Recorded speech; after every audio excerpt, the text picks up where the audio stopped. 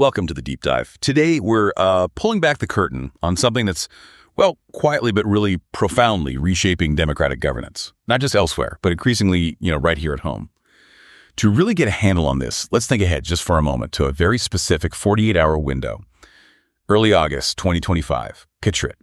A democracy, really on edge, executive power stretched, maybe to its breaking point, while other institutions are desperately trying to pull it back. It's this short period, just 2 days, that gave this extraordinary, almost like a movie snapshot of the stress points in American democracy, putting the system's guardrails to a real-time test. So what actually happened in those crucial 48 hours? Well, our sources point to two really dramatic things unfolding at the same time.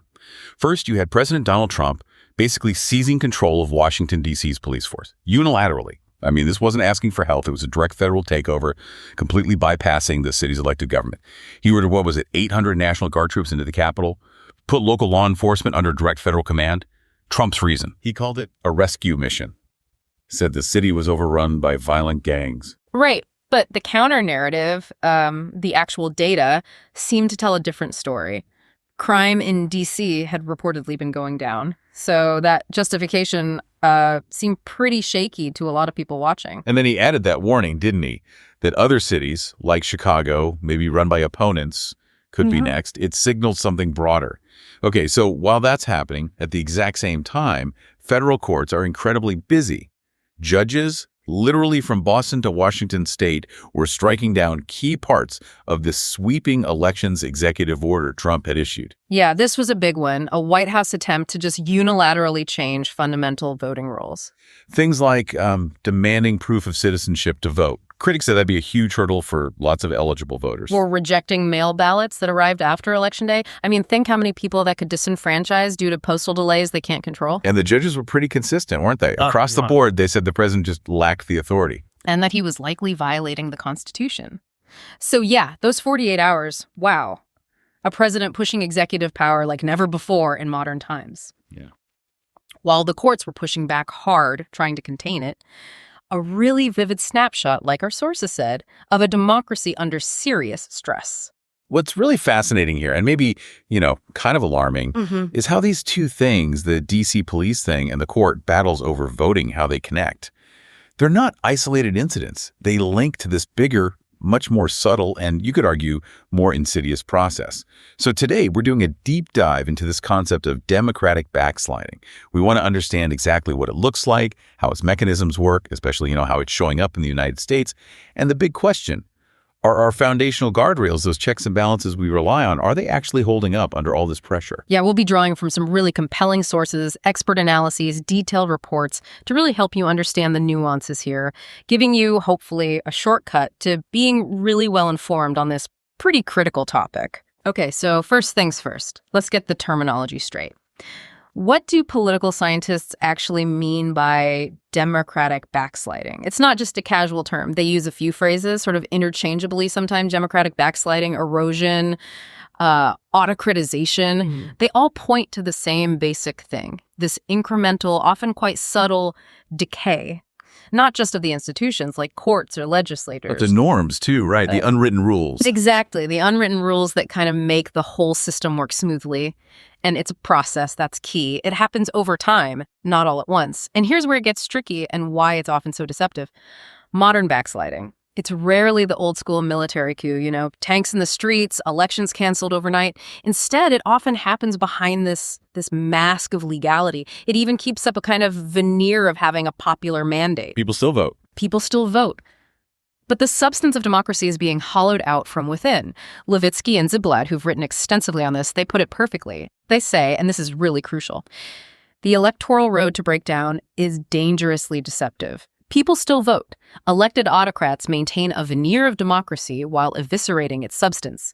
Many government efforts to subvert democracy are legal in the sense that they are approved by the legislature or accepted by the courts. Dangerously deceptive. That really nails it, doesn't it?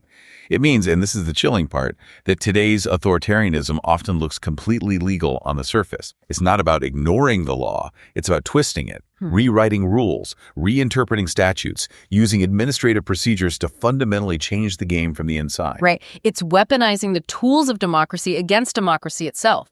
Instead of defying the law openly, which which everyone would recognize. You use the legislature, you use appointments, you use regulations to slowly chip away at the checks and balances. You consolidate power. You sideline anyone who opposes you. It's almost bureaucratic. Precisely. And there's a term for it: stealth authoritarianism. It's the deliberate use of seemingly legitimate legal mechanisms for anti-democratic ends, concealing anti-democratic practices under the mask of law. That concealment is everything. The moves are presented as, just routine changes, necessary reforms, maybe for security or efficiency. So it's like a wolf, not just in sheep's clothing, but in a perfectly tailored, legally sound business suit. The outside looks totally proper, maybe even a bit boring, bureaucratic, designed to blend in. But underneath, the intent is to gut the substance of democratic governance. And that's the danger. Because it looks legal, it's not always obvious what's happening. Yeah, the details can be so complex, so dry. It's hard to see the anti-democratic pattern sometimes. And Nancy Bermeo's work really helps flesh this out. She talks about executive aggrandizement, which is basically this gradual, often barely noticeable expansion of the president's or prime minister's power, always at the expense of other branches, the checks and balances. And again, usually done through legal means, right? Yeah. Not open defiance. Exactly. Not open illegality that would set off alarm bells everywhere. The way it works is subtle but effective. A leader who was legitimately elected starts to slowly undermine democracy. How? By chipping away at constraints, maybe removing oversight mechanisms like the, independent watchdogs, legislative committees. Or purging the civil service, getting rid of experienced people and putting in loyalists. That's a classic tactic. Politicizing what should be a neutral bureaucracy, replacing expertise with loyalty. And, of course, changing laws, often with plausible excuses to sideline opponents or just make it harder for them to compete. And it goes beyond just the executive branch itself, doesn't it? It affects elections, too. Oh, absolutely. Manipulating elections is another key part of the playbook, often happening alongside that executive power grab. Again, you don't usually cancel the vote. That's too blatant. Too obvious. Right. Instead, you tilt the playing field. You subtly change the rules. You mess with access, all to favor the incumbent or their party. But you keep the appearance of a free and fair election. So things like gerrymandering districts. Gerrymandering, exactly. Or bringing in restrictive voter ID laws, cutting back early voting, purging voter rolls in ways that just happen to hit certain groups harder. Campaign finance changes. That too. Anything that gives the incumbent an unfair edge. And the crucial thing is all these moves tend to be, as the analysis puts it, legalistic enough to confuse. They're pushed through official channels, legislatures, administrative bodies. That gives them this cloak of legality, making it really hard for people, even the courts sometimes, to see the anti-democratic intent behind them. The intent being to weaken democracy and keep themselves in power. And, the groups that track democracy worldwide, they've been seeing this pattern and sounding the alarm for over a decade now. The VDEM Project, which is a major source for this kind of data, they talk about a clear third wave of autocratization starting around 2010. Meaning more countries are heading away from democracy than towards it. Exactly, a reversal of the trend we saw after the Cold War. And it's not just happening in newer or struggling democracies, it's hitting established ones too. Freedom House, in their big Freedom in the World 2025, report a real benchmark. They specifically point to the United States as a concerning example of this democratic backslide. Wow. How bad is it, according to them? Their numbers show the U.S. has dropped 11 points on their 100-point freedom index over the last 13 years. That's significant. They say the U.S. now ranks well behind many of its peer democracies. And what are the reasons they give? They point to worsening political polarization, weakening institutional checks, and even episodes of political violence. It suggests a systemic problem, not just isolated incidents. So the experts, the data, the consensus seems pretty clear. Backsliding is real, it's usually gradual, legally cloaked, and the U.S. is showing a lot of the classic signs. Yeah, that's right. Yeah, that's pretty sobering. Okay, so we've got the basic definition down. This incremental decay, often hidden in legal moves, not just theory, it's happening. How do we then connect these ideas, quote, stealth authoritarianism, executive aggrandizement, to what we're actually seeing on the ground in the U.S.? Especially thinking back to those 48 hours we started with? Well, if we step back and look at the bigger picture, the main takeaway is this. Democracy doesn't usually die in some big dramatic explosion. No sudden coup, no tearing up the Constitution overnight. It usually dies kind of quietly through a series of seemingly legal, often confusing changes. Each step might look small, maybe even justifiable on its own. Like a reform or a necessary adjustment? Right. But when you look at them all together, over time, you see a clear pattern. An undeniable erosion that hollows out the substance of democracy while leaving the shell, the formal structures, mostly intact. And the U.S. is definitely not immune. The things we're seeing trying to federalize local police, unilaterally changing voting rules, they fit this pattern perfectly. Gradual decay, stealth authoritarianism. Which is why understanding the mechanics, how it actually works, is so vital. Okay, so building on that, observers are pointing out that President Trump's second term, especially, has seen this real rush of actions that fit right into that democratic erosion playbook. One analyst described them as fast enough to matter, meaning they're happening quickly enough to really change the landscape, and legalistic enough to confuse. That legalistic enough to confuse part is key, isn't it? They come wrapped in executive orders, dense legal language, complex administrative procedures. It makes it hard for regular people, even sometimes other parts of government, to immediately flag them as anti-democratic or, serious norm breaking. It creates this fog. And that D.C. police takeover in August we talked about, that's a really dramatic, very recent example of this executive aggrandizement in action. Seizing control of the city's police, deploying the guard. That was asserting federal control in a way that just hadn't been done in modern times, overriding local civilian authority. The White House said it was about law and order dealing with gangs. Right, that was the justification. But local officials, the mayor, critics, they saw it totally differently. As an alarming, unprecedented breach of norms. Not public safety, but political theater. That's the phrase they used, usurping local power for a show of federal force. Reuters actually called it emblematic of his second-term approach, with little precedent in modern U.S. history and in defiance of political norms. So it's not just a policy disagreement. It's seen as a fundamental shift in the federal-local relationship, especially on policing. And remember, that wasn't a one-off. Just weeks before, Trump sent active duty Marines and thousands of National Guard troops into Los Angeles, also supposedly to crack down on protests. Over the objections of the governor and mayor. Right. Explicit objections. They didn't want federal intervention, thought it would make things worse. This idea of militarizing domestic law enforcement, especially without state consent, it really shocked a lot of constitutional experts. Senator Jack Reed raised serious concerns. He did. He said, the president is forcibly overriding the authority of the governor and using the military as a political weapon. This unprecedented move threatens to turn a tense situation into a national crisis. Using the military for domestic policing like that against protests without state consent, it's incredibly rare outside of, say, natural disasters or specific emergencies authorized by Congress. And California sued over this. They did, arguing it violates the Posse Comitatus Act from 1878. That's the law basically banning military use in civilian law enforcement unless legally authorized. And get this.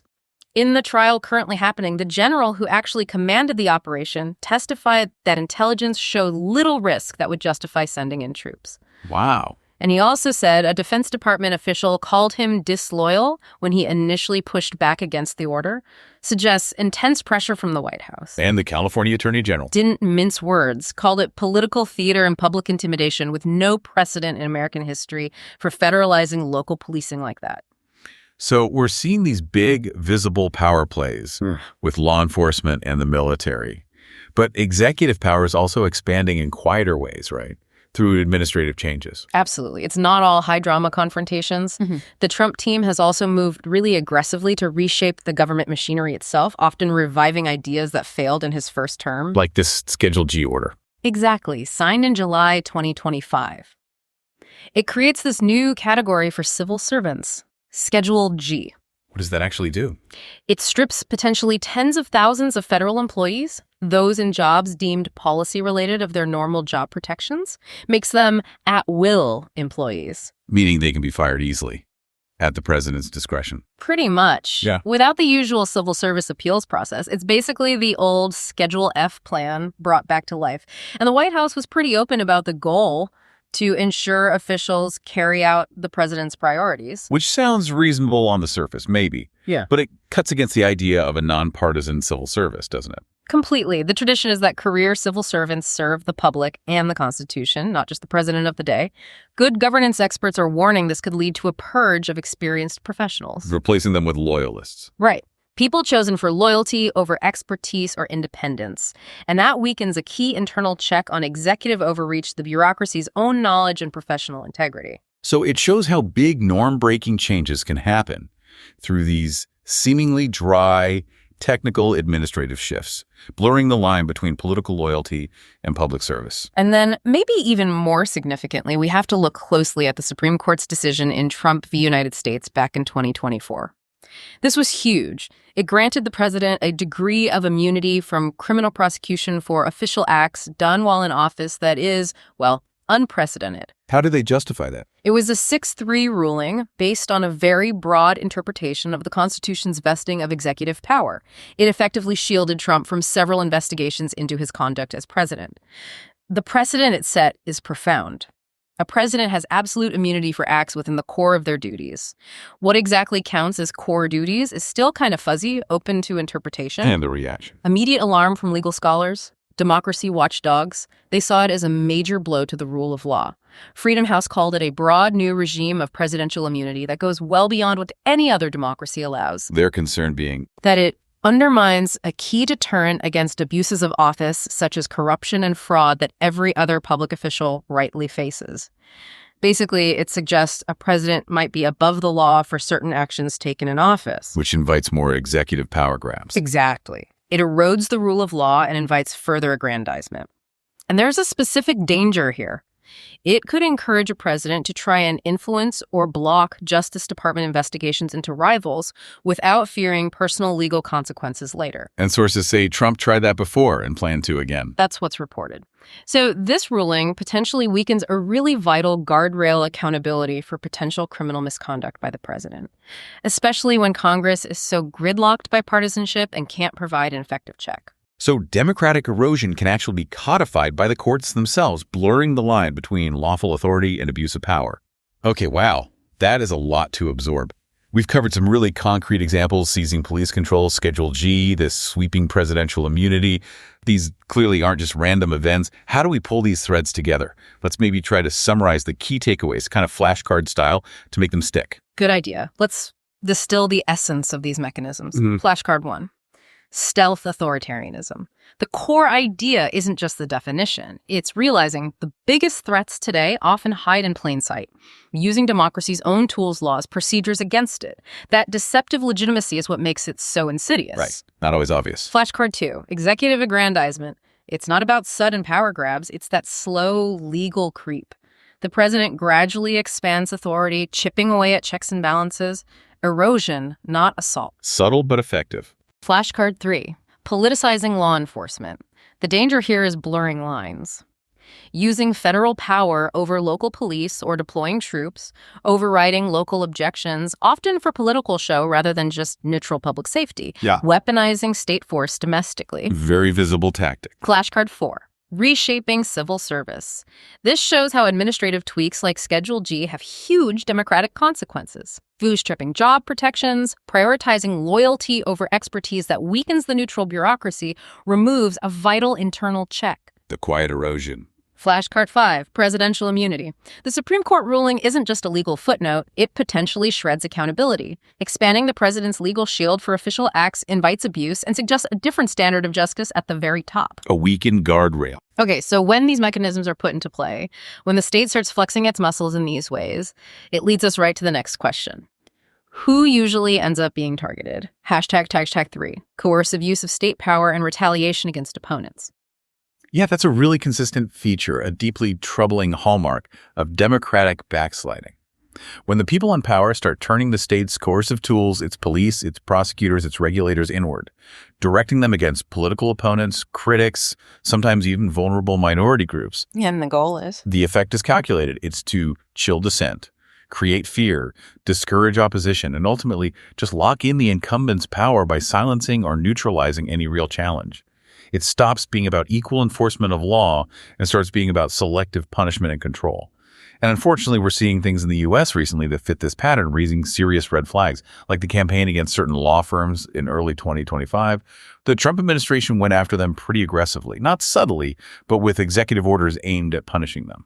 Why these specific firms? Explicitly because they had represented Trump's political adversaries, or because they promoted diversity initiatives internally, which the administration didn't like. And what kind of tactics did they use? Pretty coercive stuff. stripping security clearances from lawyers at these firms, which hurts their ability to work on government contracts, banning the firms from getting new government contracts, even directing federal agencies to rethink doing business with them, hitting their bottom line. One order apparently suspended the clearances of all the lawyers at one firm, basically blacklisting them collectively. Wow, collective punishment. And another order specifically targeted Perkins Coie because they often represent Democrats, very overtly political. Though, crucially, a federal judge did step in and block most of that Perkins Coie order on constitutional grounds, a sign of pushback. That's pretty astonishing, targeting lawyers just for who they represent.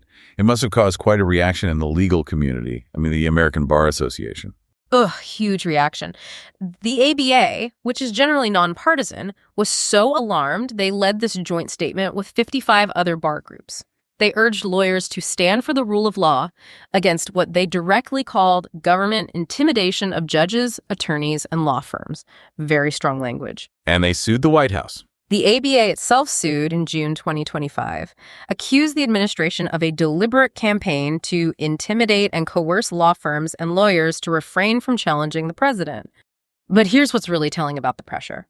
Even with judges pushing back, reports say 9 major law firms basically caved. They pledged almost $1 billion in free legal services to causes Trump liked. Critics called them protection payments. Exactly, like paying tribute to avoid being targeted. So while judges did issue at least 4 injunctions stopping some of these orders, the fact that the executive was even trying to bully private lawyers like this is a massive violation of democratic norms. Because an independent legal profession is fundamental, right? Yeah, absolutely core. An independent bar, an independent judiciary, they're pillars of liberal democracy. Trying to erode that independence, whether by firing prosecutors, smearing judges, or punishing opposing lawyers, that's straight out of the authoritarian playbook. And we saw a similar pattern with the press, another sector supposedly independent and protected. In February 2025, the White House restricted access for the Associated Press, the AP, one of the biggest news organizations in the world. Why? What was the reason given? It was stunningly petty, actually. The AP refused to use Trump's politically motivated new name for the Gulf of Mexico. He wanted to call it the Gulf of America. Seriously? Seriously. So because they wouldn't play along with this renaming, AP journalists got barred from the press school on trips, kept out of the Oval Office for events. A clear attempt to force them into line editorially. Unmistakable. Crude. Public coercion. The AP didn't buckle on the name, and they sued over the access restriction. And the courts. A federal judge ordered the White House to restore AP's access, ruled that the government can't exclude journalists from events just because of their viewpoints. That's a First Amendment violation. And notably, the judge who made that ruling, Trevor McFadden, was actually a Trump appointee. That does underscore how blatant the violation must have been. Right. It suggests even a judge from the president's own party saw it as crossing a fundamental constitutional line. So the White House attempt to demand, essentially propaganda by threatening access, it failed in court. But it reveals that underlying attitude that independent media isn't a watchdog to be respected, but something to be managed or punished if it doesn't toe the line. Which sounds a lot like how leaders in backsliding countries treat the press fake news, enemies of the people, using state levers to squeeze them. Exactly. The U.S. has strong legal protections for the press, sure, but we're seeing an erosion of the norms, the traditional relationship, replaced by something much more adversarial, almost autocratic from the executive. And then there's the campaign against foreign students and academic critics. This was maybe the most chilling in its breadth and direct impact on people's lives. It was all done under this banner of fighting anti-American ideology. Soon after taking office again, Trump issued orders in January 2025 telling agencies like DHS to crack down on non-citizens who supposedly espouse hateful ideology. And also, significantly, to target campus activism considered anti-Semitic or anti-Israel. And what happened then? A nationwide purge, basically. Hundreds of international students suddenly had their visas revoked, their legal status terminated, often with zero explanation beyond vague references to ideology or conduct. Students involved in protests. Some were, but investigations later found many were targeted for incredibly minor things, dismissed charges, even parking tickets. Nothing serious. The AP reported at least 790 students removed in just weeks, a fast and furious wave that shocked universities everywhere across 120 campuses. So the justification about criminal records didn't really hold up? Often, no. It looked more like punishment for perceived political views or affiliations disproportionate to any actual offense. And again, the court stepped in. repeatedly. Judges across the country issued emergency orders blocking deportations, restoring student visas. They consistently found the government's actions were likely unlawful, violated due process. Case after case, judges said the government provided no credible evidence these students had done anything to warrant being kicked out, especially not based on speech. One judge put it bluntly. The administration had offered nothing to suggest the student should be deported, much less before completing his degree. Just arbitrary. So the administration backed down. Temporarily. By late April, facing dozens of court losses, they announced they'd restore the status of students stripped since March. But it felt more like a tactical retreat than a change of heart. Because they didn't stop there, did they? They went after the universities themselves. No, they escalated. Turned the pressure on institutions, especially elite ones seen as centers of dissent. DHS froze over $2 billion in federal funding for Harvard. Huge financial hit. Then threatened to revoke Harvard's authority to even enroll foreign students unless the university handed over records on the illegal and violent activities of its foreign students. Basically demanding Harvard police its own students' ideology for them. Pretty much. Critics called it an ideological witch hunt. Harvard publicly refused to surrender its independence or relinquish its constitutional rights while saying they'd comply with lawful reporting. And the administration's response? Punitive. Announced an unprecedented IRS review of Harvard's tax-exempt status, a massive threat. And they moved to strip research grants from other universities, too, citing alleged tolerance of pro-Hamas protests. Justified under counterterrorism. That was the narrative. Trump kept insisting campus protesters were foreign policy threats, conflating activism for Palestinian rights with supporting terrorism. Yeah. But look at the breadth of it. Trying to deport peaceful protesters for their views, blacklisting academics, financially starving universities. That goes way beyond normal counterterrorism. It looks like using state power to enforce ideological conformity, and this led to more lawsuits. Yes, a coalition of professors and civil rights groups sued. They argued the administration created a de facto ideological deportation policy to silence pro-Palestinian advocacy, violating the First Amendment. There was a rare trial on this in July. The evidence showed Trump's orders directly led to hundreds of visa cancellations, several high-profile arrests of student activists. Like the Columbia student Mahmoud Khalil. Exactly. Detained after speaking out for Palestinian rights, or the Tufts student dragged away by masked agents after co-writing a critical op-ed. Now, many students eventually won in court. Judges often agreed their First Amendment rights were violated by retaliatory deportation, but the damage was done. A chilling effect. Absolutely. Professors testified in court about a cloud of fear on campuses. Even faculty who were lawful permanent residents started self-censoring, afraid they'd be next in line just for their views. And that climate where people fear state punishment for peaceful speech, that's exactly what democratic freedoms are supposed to prevent. The trial judge had to remind the government lawyer about the First Amendment. Yeah. The judge reminded the government's lawyer, political speech is at the very core of the First Amendment. The fact that needed saying in a federal court, it shows how much the guardrails were being stretched. That's a really disturbing picture. Systematically using state power against perceived enemies, law firms, the press, students, academics. It definitely feels like a pattern. What's the big takeaway from all this? Connecting it back to the bigger picture, it really spotlights that classic tactic you see in places sliding away from democracy.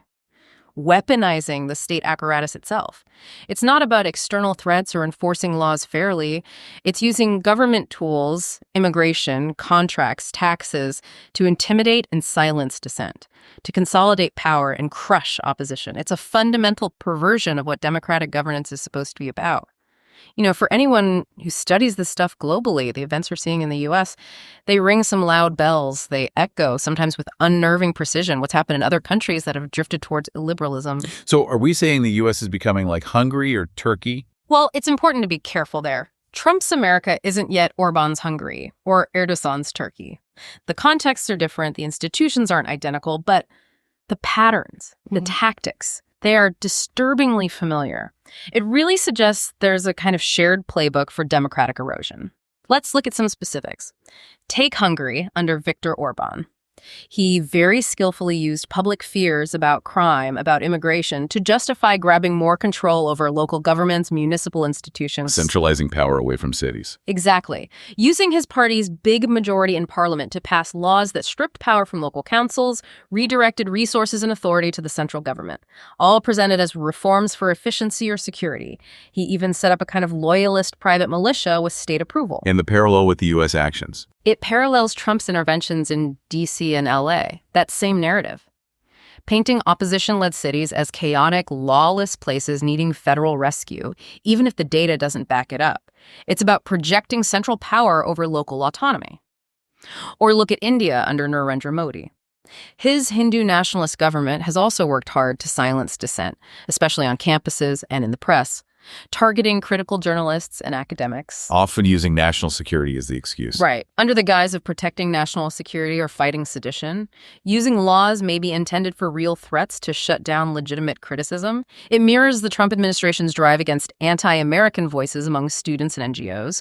Both have used things like sedition laws or cracked down on foreign funding for critical groups. And both push this exclusionary idea of patriotism, where if you oppose the government, you're somehow disloyal to the nation itself, delegitimizing dissent. Then there's Poland under the Law and Justice Party, PS.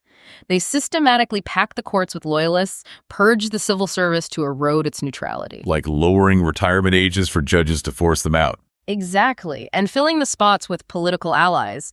It echoes Trump's Schedule G order trying to make federal employees at will, and his attacks on independent agencies. The goal in both places seems to be politicizing the state bureaucracy, making it serve the executive's agenda, not be neutral. Israel right now. The current government there is pushing hard to weaken the court's ability to check the executive, trying to concentrate more power. Like stripping the Supreme Court's power to strike down laws. Precisely. And giving the government more control over appointing judges. That's a scenario the U.S. is definitely flirting with, especially after that Trump v. United States immunity ruling from the Supreme Court, which boosted executive power. Plus, you hear open calls from some Trump allies in the U.S. to actually remove judges who rule against him. That kind of pressure mirrors what's happening in Israel to undermine judicial independence. And finally, maybe think about Brazil under Bolsonaro or the Philippines under Duterte. Both used really aggressive, tough-on-crime rhetoric, sometimes justifying extra legal actions. Both deployed security forces in highly visible ways to project authority. Parallels with Trump using federal troops in cities. The aggressive immigration raids. Exactly. It's a common tactic. Rely on shows of force to look strong and suppress dissent, often justified by restoring public safety, even if it pushes legal or ethical boundaries. Okay, so it's not a perfect match, country by country. The details differ. Yeah. But it's like the same song being played in different keys. The lesson seems to be that backsliding might look different on the surface, but it definitely rhymes. The core tactics keep showing up. That's a great way to put it. It often kicks off with a leader, usually charismatic or highly polarizing, who claims they have this special, extraordinary mandate to protect the nation, protect it from whoever the enemy of the day is, criminals, terrorists, immigrants, internal traitors, the elite. And that becomes the excuse to ignore the rules. Exactly. That claimed crisis becomes the pretext for cutting through the normal constitutional restraints, the established democratic norms. And critically, they always provide legal justifications, no matter how flimsy. They wrap it in the language of national security or fighting corruption or restoring order.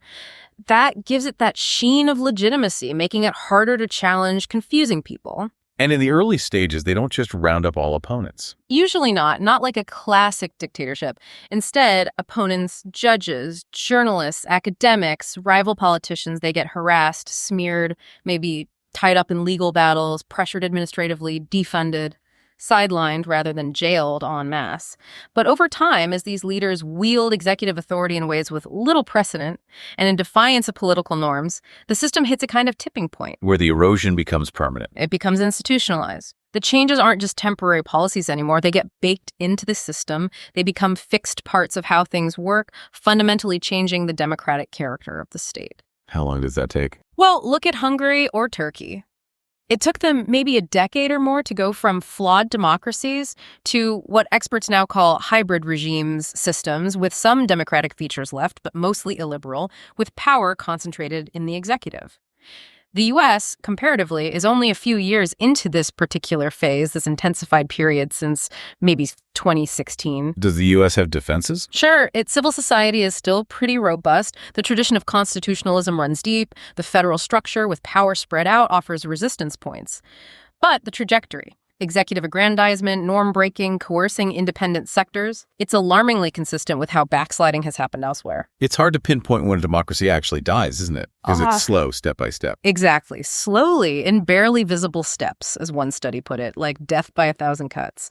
The disturbing thing in the U.S. now, arguably, is that those steps aren't so subtle anymore. They're becoming pretty overt, happening faster. So the big question is just how far down this road the U.S. will go. And how fast? Yeah. Okay, let's recap that comparative perspective. We've seen the global playbook, the striking, frankly unnerving parallels with the U.S. Let's boil down those key comparative insights. Flashcard time again. Sounds good. Yeah. These are the core patterns we see repeating globally, and now, worryingly, in the U.S., flashcard 1, the charismatic protector, the key insight. How leaders create a crisis narrative, I alone can save you, to justify bypassing normal rules. This pretext normalizes actions that would otherwise be seen as anti-democratic. The mandate to break rules. Flashcard 2, legal facades. Remember, it's rarely an open coup. Actions are meticulously dressed up in legality, using laws, procedures, interpretations to look legitimate. This deception makes them harder to fight. The wolf in the tailored suit. Flashcard 3, harassment, not jailing. Early on, it's about intimidation, not mass imprisonment. Sidelining opponents through pressure, smearing them and tying them up legally, creates a chill without triggering massive human rights alarms immediately. Controlling dissent indirectly. Flashcard 4, institutionalized erosion. This is the tipping point. The gradual changes, the norm breaking, they stop being temporary and become embedded. They become part of the system, fundamentally changing how it works. Permanent damage. Flashcard 5, the slow cuts. Maybe the most profound point. Democracy usually dies slowly through many small, often barely noticed changes. These accumulate, bleeding it out makes it hard to say exactly when it died because the shell remains. Death by 1,000 cuts. Which brings us right back to the crucial question. Given all this, given these global patterns playing out here, are America's famous guardrails, the checks and balances, actually holding? Are they doing their job? #5. Are the guardrails holding? It's the million-dollar question, isn't it? Are the checks and balances working? And honestly, the evidence is mixed. It's a really nuanced picture. You see signs of resilience, but also some really concerning vulnerabilities. On the one hand, you definitely have examples where institutions have pushed back effectively. They've blunted some of the sharpest edges of executive action, stopped some things from happening entirely. The federal judiciary especially has been a major site of resistance. We've seen this flurry of injunctions stopping or slowing down many Trump initiatives. Like with that election overhaul order back in March 2025. Exactly. Judges jumped on that quickly, signaling it was likely illegal. Judge Denise Casper, an Obama appointee, blocked key parts nationwide. And her reasoning was fundamental. The Constitution does not grant the president any specific powers over elections, just a straight-up reassertion of constitutional limit. And the targeting of law firms. Same story. At least 4 different federal judges appointed by different presidents, which is important, shows it wasn't purely partisan stepped in to halt those punitive orders. They cited basic constitutional rights, free speech, due process. And the foreign students, too. Right. Judges from Massachusetts to Montana repeatedly protected students from being reported summarily based on speech or flimsy accusations. Reaffirmed that even non-citizens have due process and free speech rights here. Even a Trump-appointed judge ruled against the White House on the AP press access. That was a big one. Judge McFadden's ruling was seen by many as reassuring a sign that commitment to first principles can sometimes override partisan loyalty, even for judges appointed by the president they're ruling against. And it's not just the courts. We've seen some state-level officials, including Republicans, resist pressure, too. That highlights the strength of federalism. Like when the Justice Department demanded voter data and access to voting machines. Yeah, supposedly for election integrity. But election administrators across the country, Democrats and Republicans, push back hard. They cited security risks, state control over elections. Remember that Republican county clerk in Colorado flat out said, "That's a hard stop for me. Nobody gets access to my voting equipment." That's local authority asserting itself. And several states just refused to hand over voter rolls despite the pressure. And nothing terrible happened. The system didn't collapse. It shows how having power dispersed, having states and localities with their own authority creates friction, creates points of resistance against centralized overreach. So these are definitely examples of institutions mattering. Courts, states, universities, the press, civil society groups. Yeah. They've all, in different ways, acted as checks. Okay, so there are definite signs of life in the guardrails. Encouraging signs, but That's not the whole story, is it? Because on the other hand, some really critical guardrails seem to be bending pretty badly, maybe even breaking down. The strain is obvious. It really is. That Supreme Court ruling on presidential immunity we discussed, Trump v. United States, that looks like a major broken guardrail. Granting such broad immunity weakens accountability at the very top, setting a dangerous precedent. And then there's Congress. The hyper-partisanship there is crippling its ability to act as a check. It's supposed to be a co-equal branch, providing oversight. Supposed to be. But mostly, it's either been silent or has actively enabled some of the biggest norm-breaking actions. Party loyalty seems to trump constitutional duty far too often. Think about that massive One Big Beautiful Bill Act on July 4th. Congress approved it, permanent tax cuts skewed to the wealthy, bundled with $150 billion for immigration enforcement. Blatantly partisan, huge debt impact, but it sailed through. Analysts say a gridlocked, partisan Congress just can't do oversight effectively now. That's the assessment from places like Brookings. The Senate's role in checking the executive, especially on appointments, treaties, it's just blunted by party discipline overriding independent judgment. And the neutral civil service, that vital internal guardrail providing expertise and continuity, it's under direct assault through things like Schedule G reclassification, through loyalty tests, prioritizing political alignment over competence. The fear being a purge of experienced officials. Yes. If tens of thousands of career professionals become at-will employees, always looking over their shoulder, worrying about being fired for giving unwelcome advice or resisting unlawful orders, their capacity to act as a check is massively diminished. It creates a chilling effect inside the government itself and the free press. Legally, the First Amendment is strong, but in practice, it's endangered. Because of the constant attacks, enemies of the people. That, plus the administration's willingness to actually use its power, like restricting access to punish critical coverage, it creates a real chilling effect. Reporters might soften questions, self-censor, just to maintain access. Which means the public doesn't get the full story. Exactly. That erosion of the norm of a fully independent press weakens the public's ability to know what's really going on, to hold power accountable.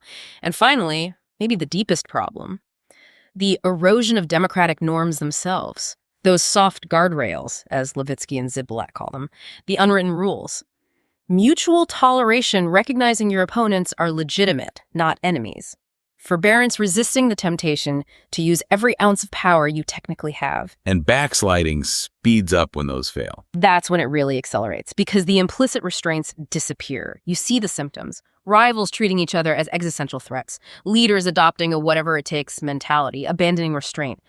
Think about the blanket pardons Trump issued for January 6th offenders right after taking office again. What message does that send? Tolerance, even encouragement of political violence.